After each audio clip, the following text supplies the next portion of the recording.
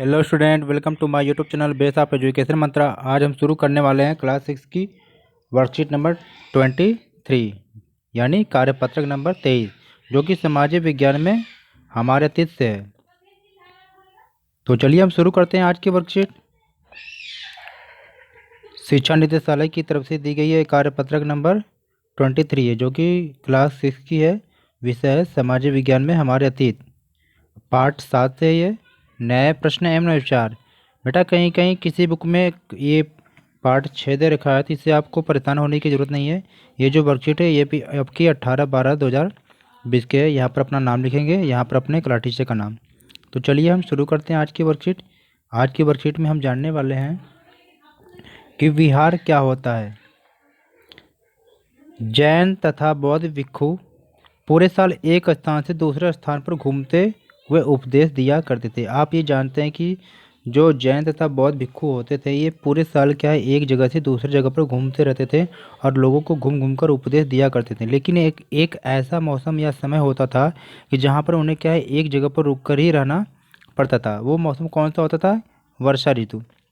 जब वर्षा ऋतु में होता क्या था कि जब यात्रा करना कठिन हो जाता था, क्योंकि अब जानते हैं कि बारिश के समय में एक जगह से दूसरी जगह पर जाना उतना संभव नहीं हो पाता है। तो लोग क्या करते थे, वे एक ही स्थान पर जो निवास करते थे। शुरू में ये लोग क्या करते थे, एक टेम्परेरी कोई निवास स्थान बनाते थे। लेकिन क्या बाद में क्या है भिक्षु भिक्षुणियों के लिए लोगों ने क्या है एक अस्थायी निवास बनाए गए, जिन्हें क्या विहार कहते थे। मतलब कि जो भिक्षु भिक्षुणियों के लिए जो अस्थायी निवास बनाए गए थे उन्हें क्या विहार कहते थे।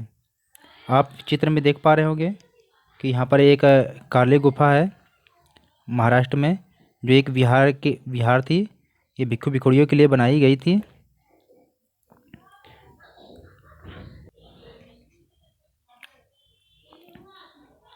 अब ये सवाल है कि ये जो विहार है ये बनते कैसे थे। तो ये क्या शुरू में विहार जो है लकड़ी के लोग बनाते थे, मतलब लकड़ी से बनाते थे, तथा बाद में इनका निर्माण लोगों ने क्या ईंटों के प्रयोग से भी करने लगे।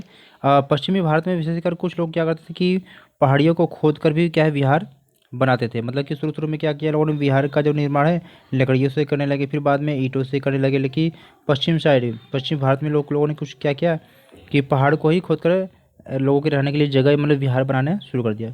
तो ये अब सवाल ये होता है कि जो विहार है इसका जो रख रखाव या मतलब कैसे होता है, इसका निर्माण मतलब किस प्रकार हुआ। तो प्रायः क्या किसी धनी व्यापारी, राजा या भूस्वामी द्वारा दान में दी गई जो भूमि पर ही विहार का निर्माण होता था।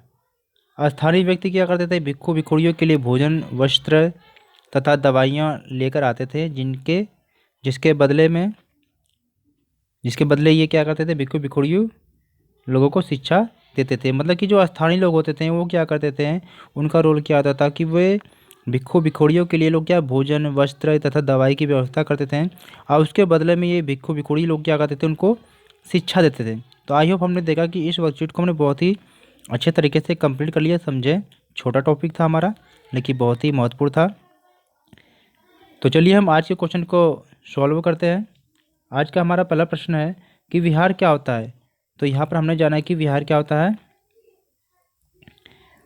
आप पहले क्वेश्चन का आंसर आप यहाँ से लिख लेंगे। भिक्षु भिक्षुणियों के लिए अस्थायी निवास बनाए गए थे जिन्हें विहार कहते हैं। मतलब भिक्षु भिक्षुणियों के रहने की जो व्यवस्था होती थी या रहने की जो जगह होती थी उन्हें हम विहार कहते थे। ये आपका पहला क्वेश्चन हो गया। चलते दूसरे क्वेश्चन की तरफ। दूसरा क्वेश्चन हमारा क्या है कि विहारों का निर्माण कैसे होता था।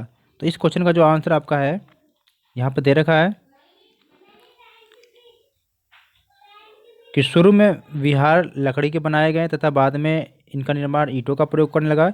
अब पश्चिम भारत में विशेषकर कुछ लोग क्या है पहाड़ियों को खोदकर भी क्या है विहार का निर्माण करते थे। ये आपका दूसरे क्वेश्चन का आंसर हो जाएगा। चलते हैं हम तीसरे क्वेश्चन की तरफ।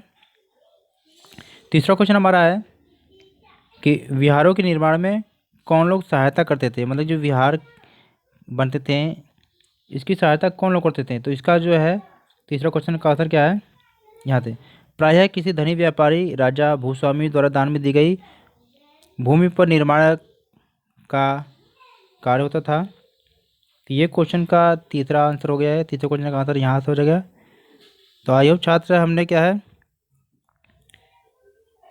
इस वर्कशीट को बहुत ही अच्छी तरीके से समझा और किया। आपके लिए एक क्रियाकलाप दिया गया है यहाँ पर, तो आप करिएगा इसे। अपने परिवारजनों व शिक्षकों की सहायता से प्रमुख प्राचीन विहारों के नाम आपको पता लगाना है।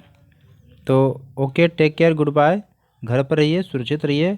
जब ज़रूरत हो तभी घर से बाहर निकलिए, और बाहर जब भी निकलिए तो सामाजिक दूरी बनाकर रहिए, अब मास्क लगा कर निकलिए। Okay, take care, good bye. फिर मिलते हैं एक नई वर्कशीट के साथ।